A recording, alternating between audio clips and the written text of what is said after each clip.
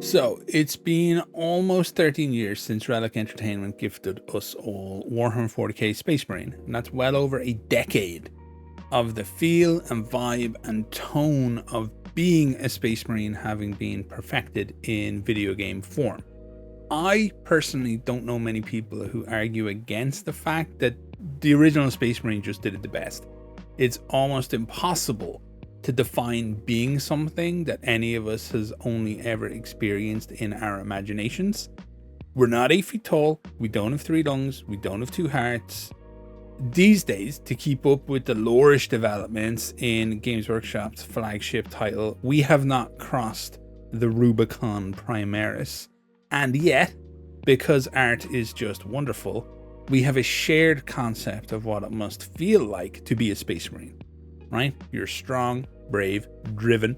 You have an inexorable presence and a kinetic potential that would just make us the most badass, dangerous beings pound for pound in the universe. So, Saber was taking on quite the challenge when it came to making Space Marine 2, as far as I'm concerned. The culture of tabletop and gaming and the internet has all changed pretty dramatically over the last 13 years. From what I can tell, a lot of folks out there are pretty miserable, and they seem intent on keeping as many others as miserable as possible. Failure comes incredibly easily these days, and often in the minds of some of your prospective audience before you even release a goddamn game. So why try to take on the risk of updating a classic? Why meddle with something that is, as far as the loyal fans are concerned, damn near perfect?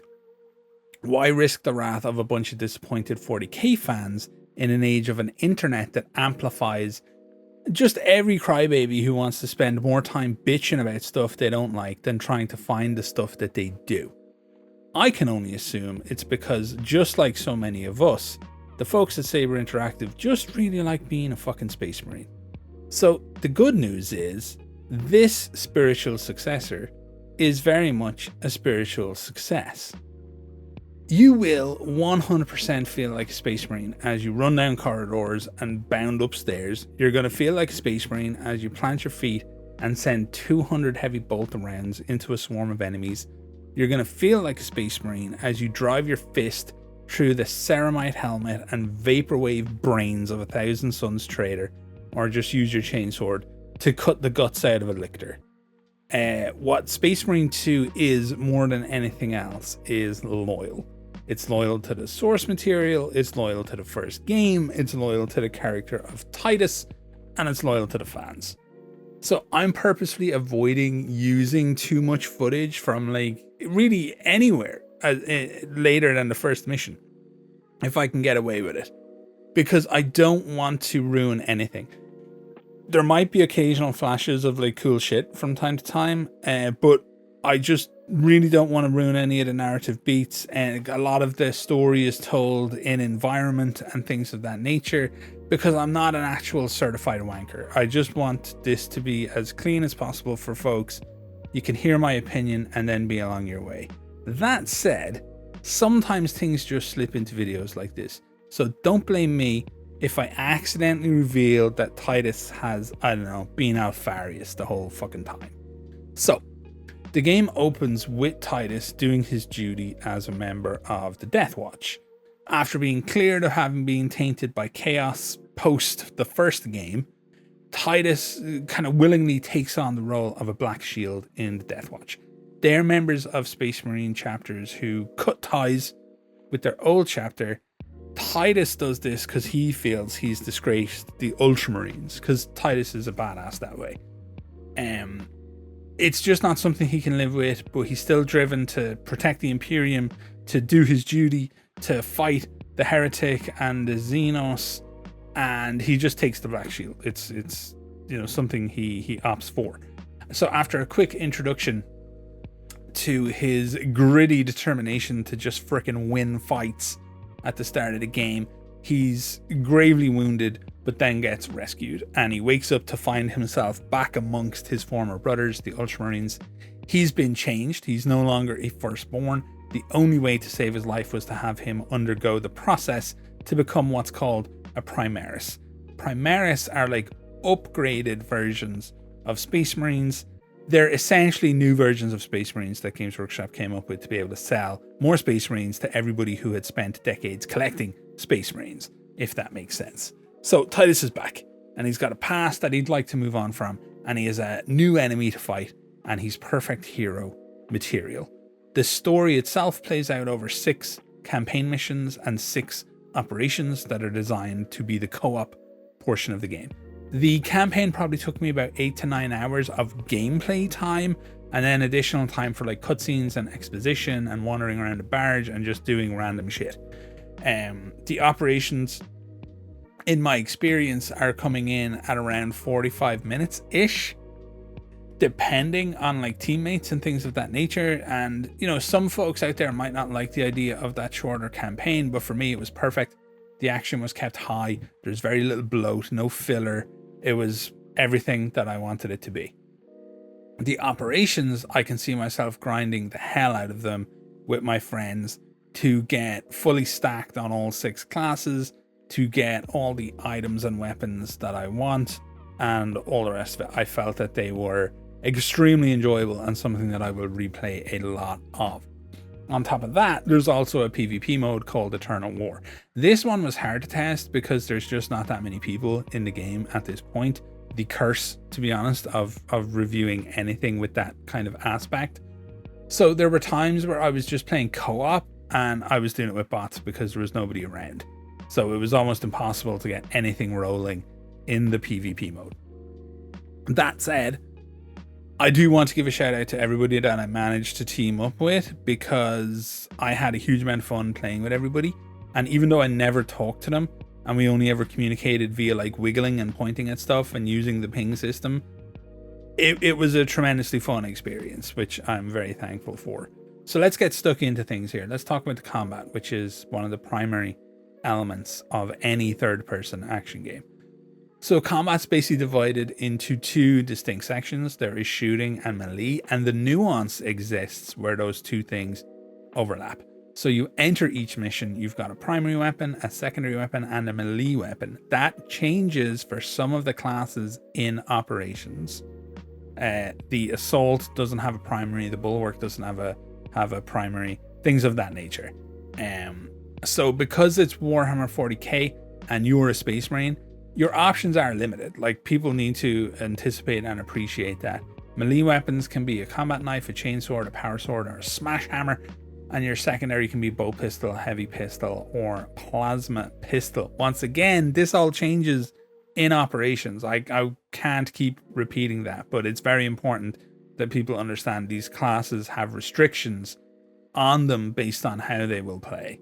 So your primary weapons, in the campaign at least, can run the gamut of various bolter variants from snipers to carbons, a plasma incinerator, a melta rifle. You can pick up heavy bolters and pyroblasters, which are basically flamers if you're an older fan like me. And from time to time, you'll be like rocking those out during the course of the missions. Shooting itself is pretty simple. The main challenge is ammo management, not just mindlessly dumping rounds into targets with armor or some form of shield or something like that aren't going to care.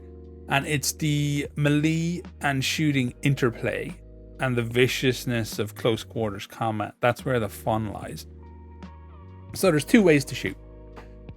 You can aim down sights. It's effectively, you don't actually aim down sights, but you can be aiming down the weapon, or you can be hip firing. And hip firing is highly inaccurate, and it's mostly suited to dumping rounds into targets at close range. But why would you even want to do that? And that's easy, because you want to see what a powerful enemy is going to do and then react accordingly, as you might as well damage them, you know, while you can. Enemies can do regular attacks. They're just kind of spamming stuff at you, and these can be like blocked or dodged. You can do whatever you want. They also do blue charge up attacks that if you parry, you get a nice little parry window going and you stagger them. And they can do red charge up attacks, and you have to dodge those. You can't parry them. You just got to get out of the way. If you perfectly time your dodge, you get what's called a gun strike. And these are little, like, kind of, you know, you hit the fire button, you animate real quick, you get some iframes going, and you fire a shot with your secondary basically right into their brain. It's really, really useful against smaller enemies because when you do it, you get back some armor. And it's really useful against bigger enemies because it hits pretty freaking hard. And if you spam, you can actually get 2 shots off, which is very cool. So you can do different types of heavy attacks depending on the weapon that you're using. And heavy attacks will knock back and stagger enemies, kind of, you know, stripping their block, allowing you to get through them and stuff like that.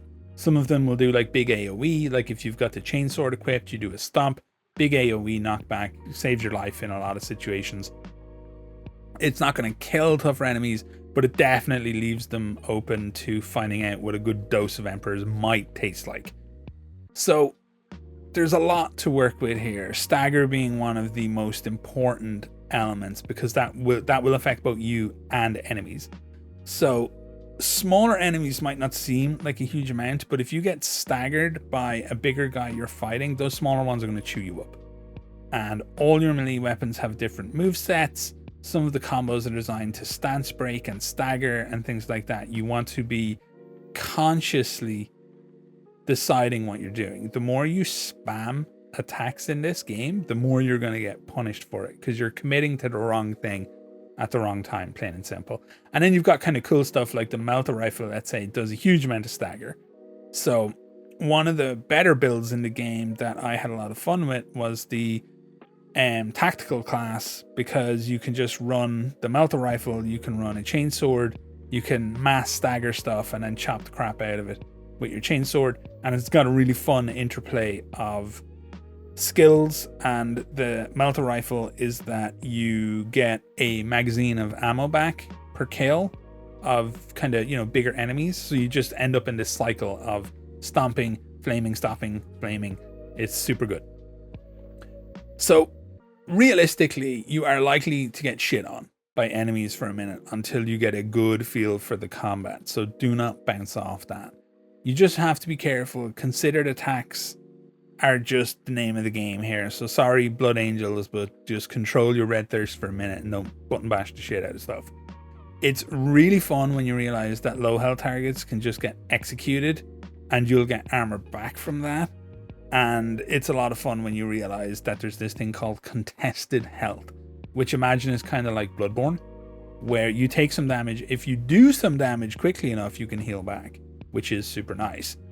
So if you're in the shit in a big fight, you can use things like parries and executions to get iframes, to get armor back, to take some free hits that you don't want to dodge because you want to commit to doing something else. And there's a lot of choice to be made here. Basically, it's a very conscious combat system that will reward conscious play.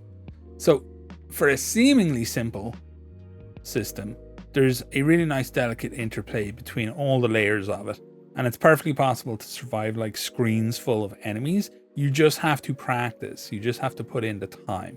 It's going to feel very good when you get all this stuff down. As I said, I do think people might bounce off the combat a little bit at first, but just stay patient.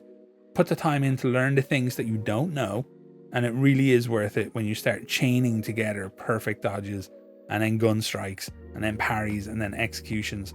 Like, one of my favorite memories of the game so far is a boss fight in an operation where I just kept the aggro on me so that my teammates, who were a heavy and a vanguard, could do like just basically set up their own damage output, and I managed to keep the aggro through doing perfect dodges and gun strikes, like 4, 5, 6 chains. It was really fun. There's a lot of enjoyment, and it feels really good. It's very engrossing to do this kind of stuff. You do actually feel like a badass space marine, which is very nice. So the world building. One of the most important aspects of the Warhammer 40k universe is actually the setting itself, unsurprisingly, and nailing the feel of this ever undulating version of their eternal war should suitably convey the hellish nature of millions of people being chewed up and spit out by countless battles all over the universe. It's super important for a game like this. You can't just not consider that. So if war is hell and in the grim darkness of the far future there's only war, then your characters are consistently marching through hell. And that should mean something. There should be some depth here and a little bit of personal growth along the way. So I've always found Space Marines to be super interesting characters because they have that instant attraction of them just being massive bulwarks of justice who smash up heretics, stick their fingers up at the Chaos Gods, and they just refuse to take a single step back in the face of overwhelming odds. They just don't do it. On the other hand, in many parts of the lore, they are creative, they are artistic, they are philosophical, they are thoughtative. While ultimately their entire existence kind of revolves around and is seen through the lens of the Emperor, the almost monastic nature of them is incredibly interesting for just that very reason. The purpose of a Space Marine is neither domination nor subjugation, but service. So how much an individual Space Marine wishes to question his boundaries and how much he is willing to let them shackle him, that's often one of the most interesting things about them. So, make no mistake about it, this is a war that you're playing through, and it causes a lot of tension between Titus, Chiron, and Gadriel, our main squad, who are all dealing with their own stuff in a very intense situation, and it comes out in different ways. There's mysteries left unexplored that some of them are just going to pick at like scabs, and that leads to very explosive moments between them all.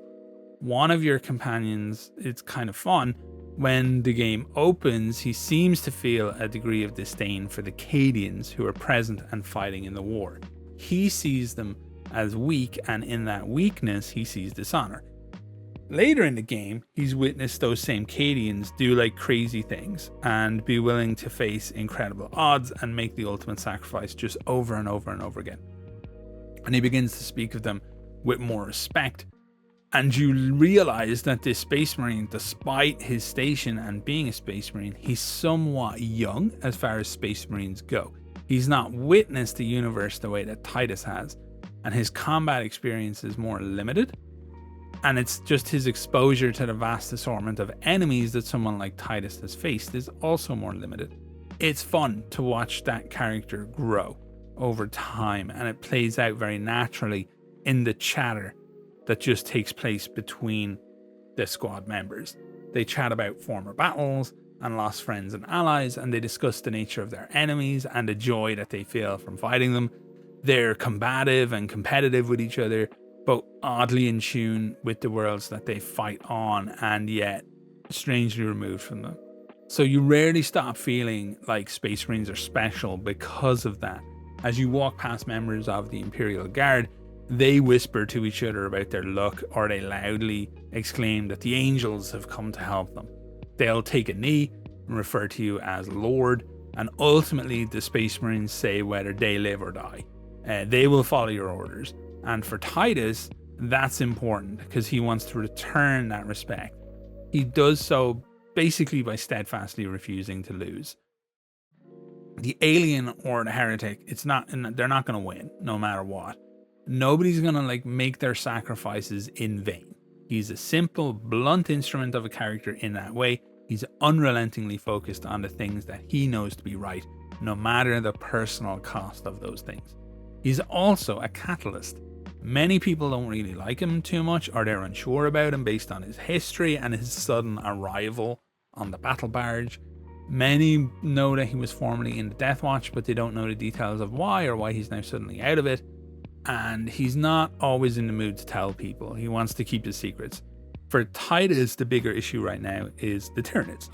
So while the levels that you play through are largely simple affairs, that kind of tracks a little bit from the first game and a similar design in that way. They all possess the intangible feeling that just smacks of genuine Warhammer 40k. There's a lot of world building and storytelling in the level design. Massive statues proclaim the Emperor's magnificence or venerate some unknown heroes. Huge Gothic architecture, unlike anything we could hope to build in the modern day on Earth, just soars into the sky. At ground level, discarded defense posts and destroyed vehicles and piles of bodies speak to battles that have been won or lost long before our parasuited forms ever actually got to the scene. All around us are reminders of the people who live and die there, and remind us that there's far more at stake than just us. You pass captains trying to rouse their troops, extolling the need to fight and to sacrifice and to protect those who cannot protect themselves. There's not just a world at risk here, but an entire system. You'll pass troops burning just giant piles of alien bodies with flamethrowers and the frantic need to clear biomass basically before the next swarm of enemy arrives. There's this slow building tension as your attempts to do what needs to be done. They just put more on the line for Titus. He just desperately wants to move on with his life, move on from his past, do his duty. But it just keeps resurfacing over and over again and will not stay in his memories. It manifests all around him, attempting to poison his new relationships and destroy essentially whole worlds. Yet, despite knowing the punishment he faced the last time he did it, he just once again refuses to veer from the course of doing what he considers to be right. He's a really fun and amazing character that way. He's got an unshakable faith in something grander than himself. And that grandness, you play through it, it's all around you. He really does mean the Emperor and the Imperium when he says those things. So he faces the enemies of mankind, and it's that simple fact. He knows that what's behind him is just and good, and what's in front of him is rotten and corrupt.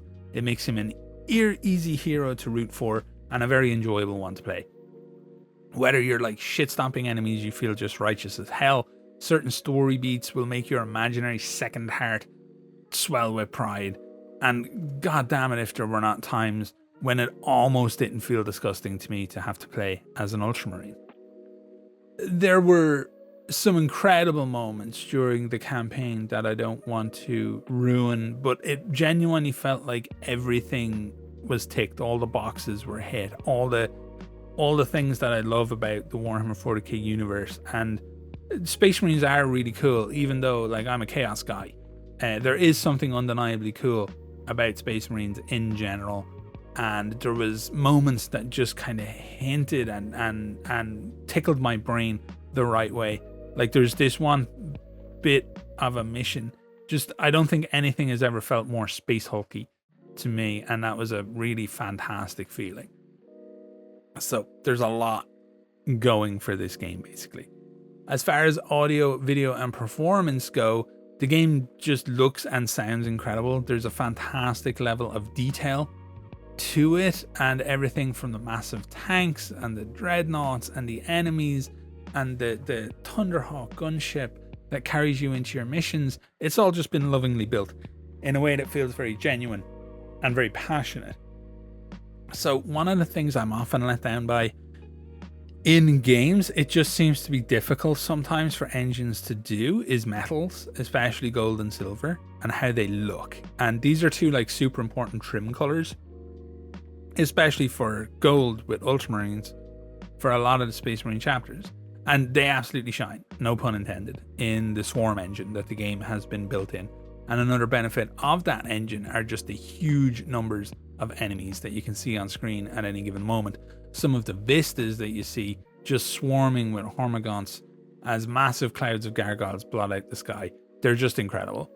For audio, I was really pleased with the way all the weapon sounds, the hefty thunk of the bolters and the rip and tear of the chain swords, and that weird crackle that comes off the power sword. I do kind of wish there was a slider where I could turn up my suit noises and my footsteps a little bit. I would have liked them at points to just be louder and feel more kind of present, more thonky. But I understand completely why they're not overpowering. It would just be kind of fun to have a little slider there where I could like turn them up specifically. That would have been interesting and fun, I think. I want to make quick mention in this section of the voice acting, particularly for Titus, Sharon, and Gadriel. I thought those actors did a really good job of adding a lot of depth and complexity to characters that are often seen as shallow and mindless. And one of the main reasons they were able to do that was because the script itself is very fun and engaging that they had to work with. There's a lot of cool banter back and forth between both those three and in the operations missions. Depending on whatever classes you bring, they'll have some kind of fun stuff to say to each other. And I just really like it. It really felt Space Marine-y to me, which was cool. So ultimately, this is a story of villains doing villain things and Space Marines being Space Marines, but there's some fun interpersonal tension and character growth along the way. And I don't think it would have been carried the same way without the voice work of those 3 actors in particular. So thank you very much to them for their hard work and performance. Okay, speaking of performance, how did the game run on my PC, which is where I reviewed it? I had no major issues at all on a Ryzen 7 5800X and an RTX 4070 Ti, which is about what you'd expect. There were occasional within cutscenes, little pop-in of small details, and that was really it. And I had one crash whilst loading between missions, but that was it. Other than that, it ran fine. Frame timing was nice. Overall frame rates were really nice. I had everything maxed out, and it looks just crispy and lovely and beautiful.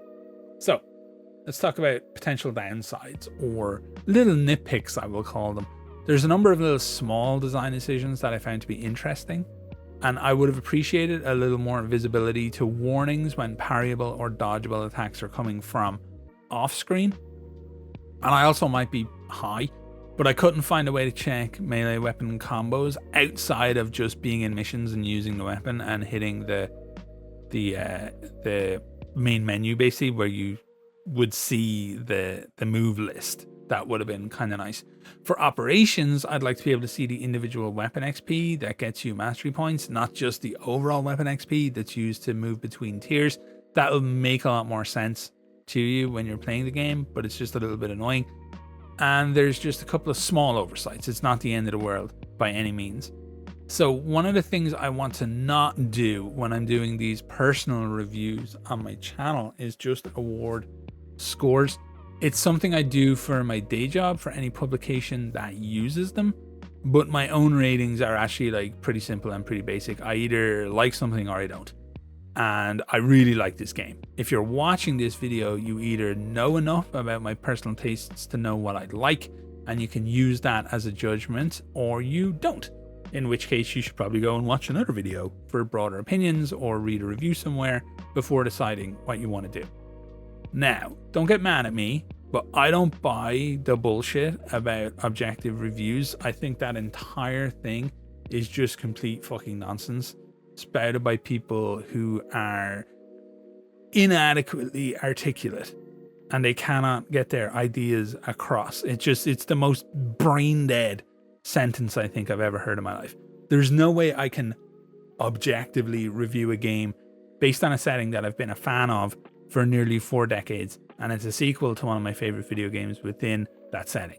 If the game had failed, I would be very disappointed and I would have crushed the shit out of it. I would have felt let down. And as a success, I am extremely happy, so I will praise the game. I really don't know what people expect reviews to be anymore, but they should be about whether I like or dislike something and why.